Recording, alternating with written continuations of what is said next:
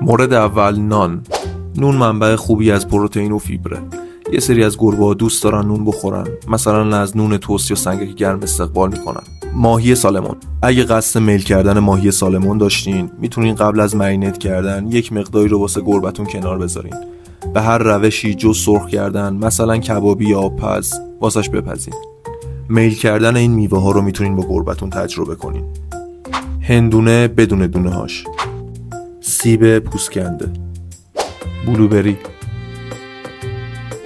طالبی، موز. انواع توت، ترجیحاً از توت‌های شیرین به گربتون بدین. حالا نمونه‌های سبزیجات و سیفیجاتی که میتونین به گربتون بدین. اسفناج، چه به صورت خام چه به صورت پخته شده. منتها باید اینو در نظر بگیرین که اسفناج برای گربه‌های با مشکلات مثانه‌ای منع مصرف داره. مورد بعدی پوره کدو حلوایی. هویج به صورت آبپز یا بخارپز شده.